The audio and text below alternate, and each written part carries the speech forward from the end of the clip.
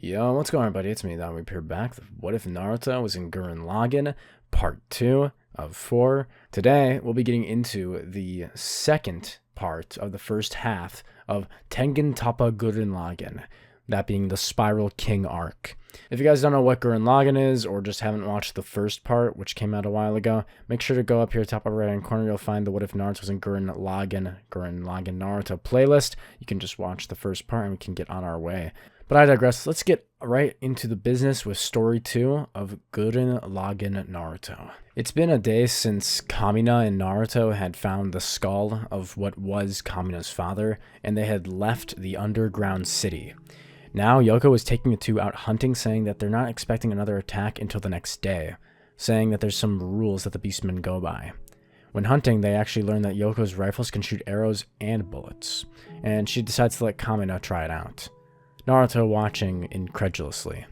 He shoots down some flying monster, and when he goes to get it, he would see a second arrow in it. He'd open his eyes, realizing that someone else was here, as he then gets attacked by a beastman, this being Viral, the blonde beastman with golden sharp eyes.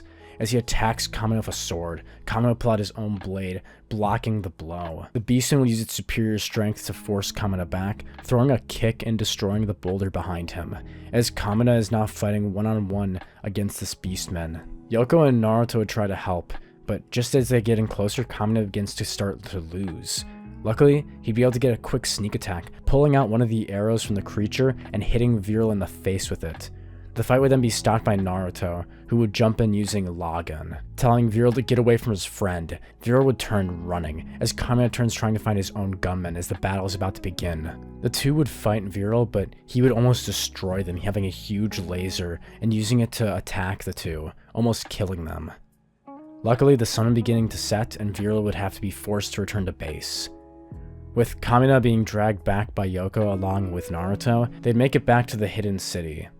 The next day, Kamina would be waiting for Viral, who landed. As soon as the beastman lands, Dayaka and some of the other villagers would try to help, but they'd all be defeated before they could do any damage, Viral nearly killing them. Kamina luckily getting there just in time using Gurren. Kamina would start to lose, as Naruto charges in to help with Laggan. Naruto screaming for his big bro, as Kamina would turn, giving him the thumbs up. Unlike the original timeline where Simone was too afraid to help to get into the fight, Naruto would charge right in. That's his Nindo after all. Naruto and Kamina would merge into Gurren Laggan, Naruto telling him to use that move, as Naruto would manipulate the spiral power, which is just chakra, into a Rasengan. What is that, Viral will be wondering, as Naruto and Kamina scream out their battle cry, charging as they attack Viral. Viral tries to counterattack with his own laser, but the Rasengan would just penetrate right through it. This merged power being far stronger. Viral would luckily escape, but he would have been defeated. That night, Naruto would talk it out with Kamina, saying that they need to go find the Beastman base, trying to take them all out at once so they don't have to keep fighting these meaningless battles every day. Something that Naruto could volunteer help with.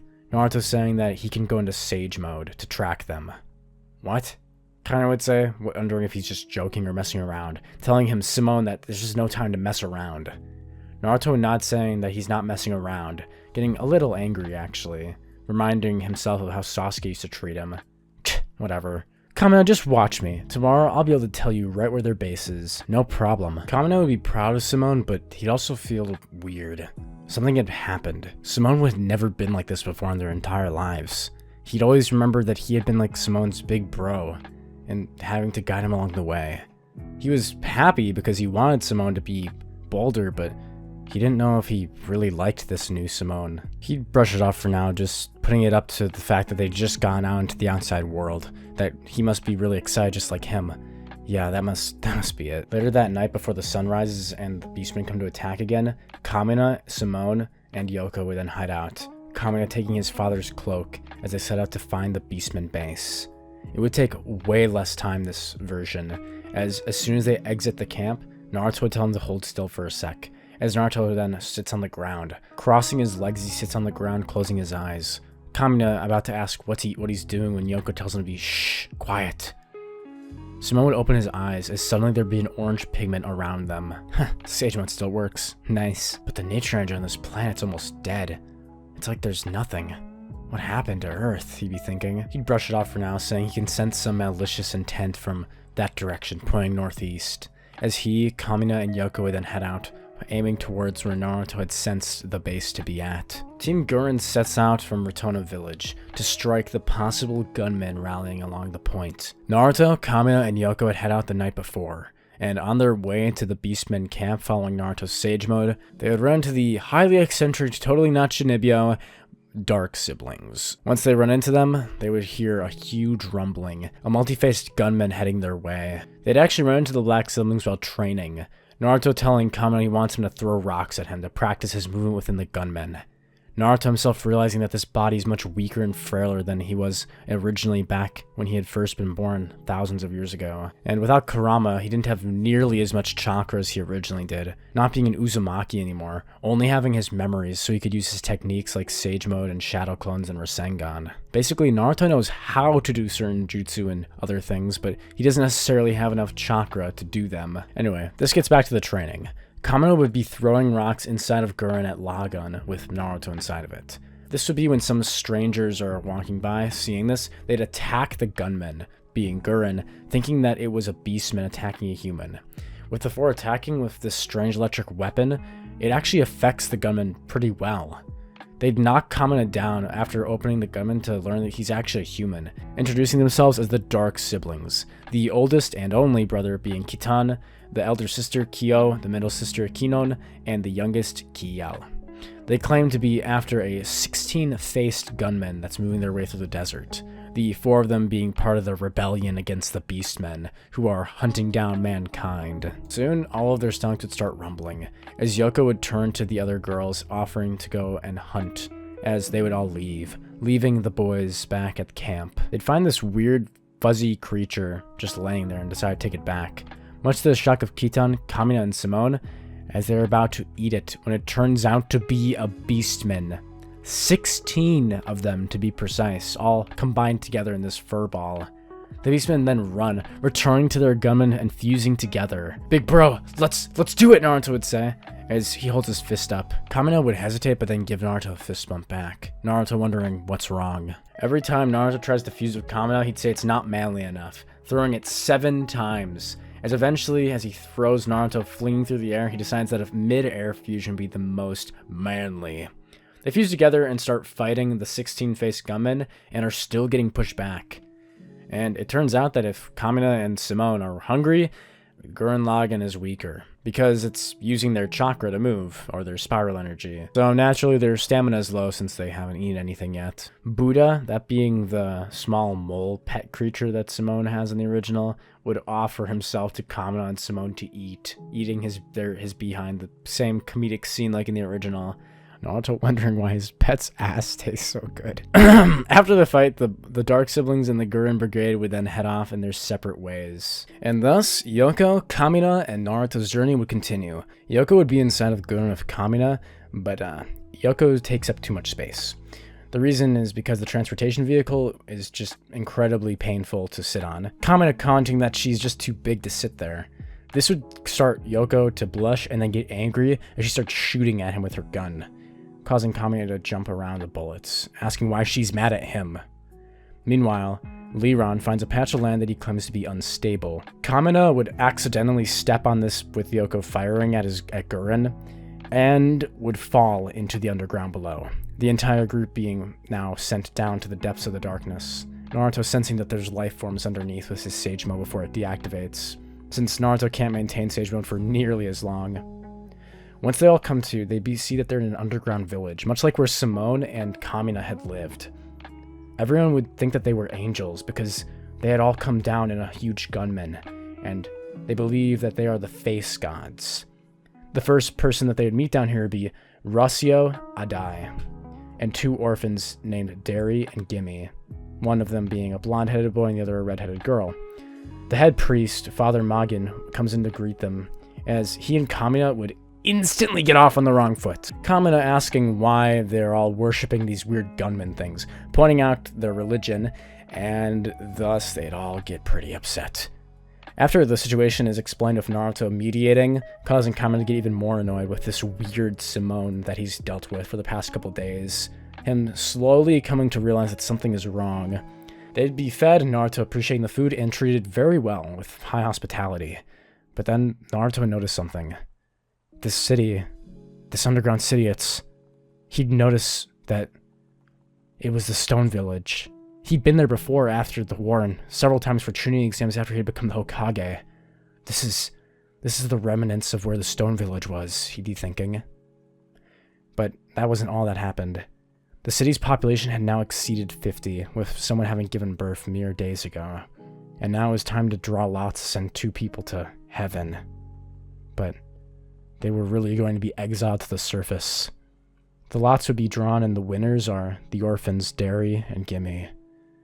Kamina would be furious about this, and so would Naruto, as Kamina starts to yell at the head priest that the surface is no heaven, but it's a hell. There's no way that those young children would survive. Rossio would get angry at Kamina and tries to attack him. As he's about to throw a punch at Kamina, Naruto would intervene, going into sage mode and grabbing the fist, telling them not to fight here. Kamina now shocked at seeing Naruto's presence, his strength. Naruto, well, Simone's eyes being filled with this fiercity he had never seen before. So what, just because they're orphans, you're gonna throw them out? Naruto would say. Kamina would have some retrospective on himself. What am I doing? He'd be wondering. Of course it's Simone. What am I thinking? I always knew he was this brave, deep down. I didn't think it was gonna all come out so fast. Rossio then gets angry again and pulls his hand back, asking what he knows about it. Naruto's eyes meeting Rossio as he uses his legendary Talk no Jutsu. I was alone. Both of my parents died. I never got to even know them. Does that make me worthless? Naruto would say. Kamina put his hand on Simone's shoulder, saying, No, neither of us are worthless, he'd say, pointing his sword towards Rossio, saying that they're going to protect these kids no matter what. Just as they're about to get into a scuffle, suddenly a gunman would crash into the village. One of the beasts must have been tracking us, Naruto would say. Naruto would have been too busy being distracted to have noticed the incoming presence as they get into their gunmen. Kamina running for Gurren as Simone gets into Laggan and they form into Gurren Laggan. They'd use a huge drill attack as Naruto then adds chakra to it, creating a spiral Rasen drill, charging the attack directly into the gunman and shattering its shoulder. That's the way, Simone! Let's keep going! Kamina would laugh out, but as the battle continues, suddenly, the gunman that was being worshipped by the villagers begins to get up and attack the enemy gunman. He would fling down a giant waterfall. As it turns out, that the priest was the pilot of the gunman. Gurren Laggan, along with the priest holding this gunman's power, would throw the other gunman out of the ceiling as they exit the village. He would ask them to leave, as Derry and Gimme, the 2 orphans, would still be forced above ground. Rossio deciding to join them, interested in these strangers who traveled and had come from the heavens above. Naruto would think that even now in this century, he'd been wrong. He'd failed Nagato. True peace had not been attained. Otherwise, this world would never have been like this. He had been ignorant. His ideals that he could change the world to be permanently a better place, it was all a lie. He had been deluding himself like how Nagato had, thinking that if he had all the tailed beasts, he could force the villages to work together to be kind. Naruto would be quiet for a while, contemplating this new reality. A reality that he and Sasuke had failed. That they hadn't been the chosen ones. They hadn't been the hero of prophecy that that the Toads had told him about. Because, clearly, the prophecy was a lie. Naruto would tighten his fist, biting his teeth, as he then looks up thinking that he's still not going to give up. He's going to find out a way. How he can protect the world, even if it's too late for the rest of his friends. Even if it's too late for Boruto. It's still my duty as the Hokage. Soon they'd be traveling back through the desert, Simone and Kamina discussing the village they'd come from, and how Kamina talking with Naruto they both realize had come to a realization. They both didn't like that priest. The two now laughing over as they talk about how cruel it was about that village, making fun of their stupid elders' rules. Naruto being so happy to be able to lighten up like this. Naruto loved the feeling of having an older brother like this. He wished he had a family in his original life, and honestly, Kamina was just like a big brother to him. Kamina would begin talking about eyes, as he says that the reason that people have eyes facing forward is so they can see the distant landscape to move forward. Naruto looks upward, saying he thinks that we have eyes facing forward allows people to see the back of people who have gone ahead. Naruto remembering himself looking at the third Hokage, at Kakashi-sensei, at Jiraiya, thinking of how he had followed their paths. Naruto would think this must have been why Rasio had come with them. Just as he's thinking this, suddenly Yoko would call them up saying that there's 2 gunmen fighting? Why do you sound confused? Naruto would ask, Kamina nodding. What's wrong? And she says that one of them looks like a giant monster. Naruto would open his eyes. He runs forward thinking, could it be? Hey, Simone, where are you going? Kamina would say, as Naruto would jump out of Gurren Laggan. As he lands to the ground of Laggan, as he runs forward, everyone else telling him to be careful. Naruto seeing it. It's true. You're really... In front of him, Naruto would see Kurama battling a giant mech. Kurama! The giant 9-tailed fox would turn, as it hears someone calling its name. No one has known his name in at least 100 years after he had regenerated. He had found a barren wasteland of the world. A lot of the other tailed beasts had disappeared, or at least he couldn't find them. It taking him so many years to regenerate his power.